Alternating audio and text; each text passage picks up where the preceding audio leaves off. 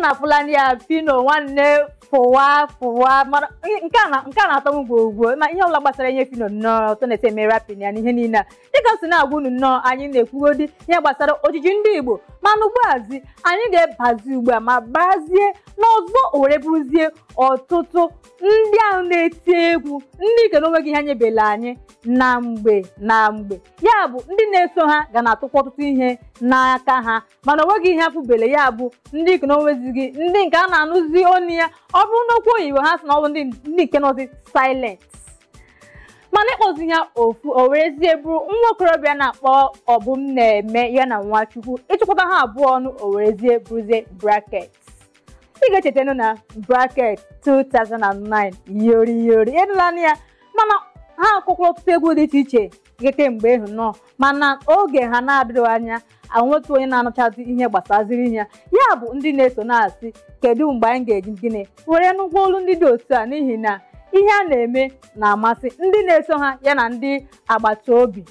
Onye nke abụọ anyị nwekwara n'ebe a bụ mmadụ dịka Emeka Ebenator ya bụ nke a na-akpọ Wizboy. Ofu egwu nnọọ mere nụ Wizboy si na onye ọbụla sisi ka anyị ga-afụkwa Wizboy kemgbe ọ ga-alaghachikwa ọzọ anyị na-anụkwụta ọta na-esi anụ ya na mbụ ya bụ ogwu nke ahụ kpọrọ nnọọ screen saver ka ọ sị you be my screen saver my screen saver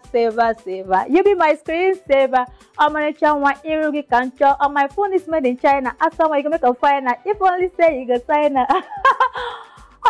mana ọzọ were bụzie nke ahụ kpọziri owusa gị owusa gị bros emarife hear me akọjọ nwanne m jide ụmụ guys ebe niile a na-eri ife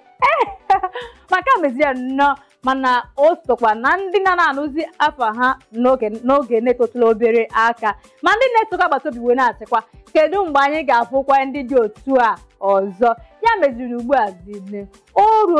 orugo n'omume ha si na ome gịnị orugo n'omume ya bụ ata n'ụkwa atabiri n'aka ụnụ ma ihe ọ pụtara oge ezumike ka nje gbarazie egwu nke a bụrụzie nke si n'ọnụ Flavour ya na Yemi Alade Crazy Love ya bụ Crazy Love Flavour ya na Yemi Alade ma mgbe ọ na-ewi ha na-akpọ nke a ofe akwụ n'ihi ọ bụ mgbe ahụ emechaziri nke Wizkid ya na Tiwa Savage Fever o wee batazie Flavour ya na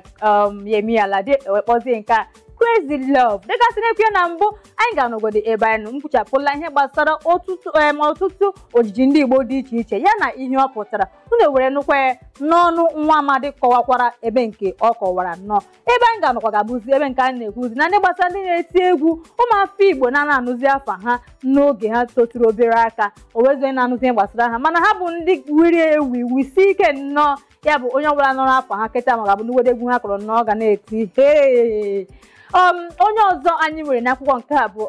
African China Chinagrom onye ọha Mr. President ịma nke ọ gụrụ na o were si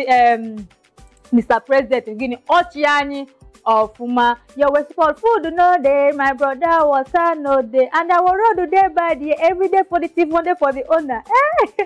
nke a bụ gịnị nke ndị mmadụ ga na-eme nke ebe ụlọ ha nọ ya kịta anọ ha ga na-asa African China well anyị ga na-atụkwa ihe ọzọ n'aka gị African China onye ọzọ anyị nwekwara ebe a ga-awụkwa Jay Mattis himself ma Jay Mattis nọ abịaweze ya bụ onye ka akpọrọ Joshua Okechukwu Kalu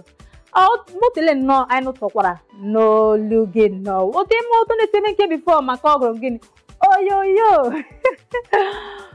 onye ọzọ anyị weziri n'akwụkwọ nke taa anyị were pichizie akwụkwọ n'ihi na ha ka nkụ n'ihe gbasara ndị nke na-etizi egwu anyị na-anụzi afa ha ndị bụ ha dịwa kịta anọ ndị agbata obi ndị na-eso ha ga-enwe ezigbo obi aṅụrị bụzi nwata nwaanyị a na-akpọ Splash onye nke kọrọ nụ nwata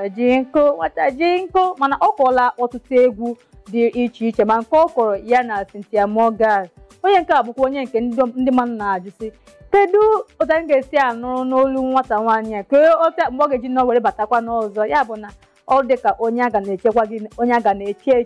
anyị ga-agazi ugbu a were gosizi unu ihe ngosi nke gbasara ofu ajụjụ anyị jụrụ ndị mmadụ o were bụkwara nke ahụ anyị jụrụ sị iso were kwenyere sị ka akwụsị Bobrisky n'ụlọ Nollywood. Ajụjụ anyị jikwa ebe a ga-abụkwasị ikwenyela sị ka ị na-asị mba maka ndị mmadụ na-ekwusị ka akwụsị Bobrisky n'ime ụlọ Nollywood? Nwagbọghọ, kedu echiche nke gị, ihe ntụnye ọnụ gị n'okwu dị otu a? Okay, ihe echiche mbụ otu a ndị Nollywood chọrọ ịkwụsị ha kwụsị ya maka na ihe ọ na-akụziri ụmụ okorobịa na ụmụ agbọghọbịa ugbu a ọ dị njọ. Onye ọra na-eche otu o meriri si n'ebe o si bụ nwoke baa na nwaanyị. Ụfọdụ n'ime anyị na-eche ka ha ya mee nke ha because onwe ihe merie, so ọ ka ma na-achụpụrụ ya n'ebe ihe ejije so that ka ndị ọzọ wee nwee uche na ha anaghị, ọ bụghị ya na-eme, ọ naghị eme ya otu ọbụla na o nwere ka ọ dị onye jọgburu onwe ya. Na-anụlanị ya n'olu ndị mmadụ nọ enweghị m ihe nkwuwe na nke a, mana ihe dị n'ime ya mbụ na ụna nnanụ n'ọnụ ọha na eze, n'ihi na asị na ama mmadụ abụọ na atọ n'ọbụ ezi ama. Ya bụ ebe a na-eme ihe dịka ihe elekshọn atọfụ mmadụ 5 mmadụ 3 ewetili aka ha elu, ihe ọ pụtara bụ na nke a gịnị na amakigodi ya nọ. Anyị ga-ejezini ugbu a ma gbarazie n'egwu ọzọ. Nke a bụzi Chidimma Nyanga, echekwa n'ebe ọbụla.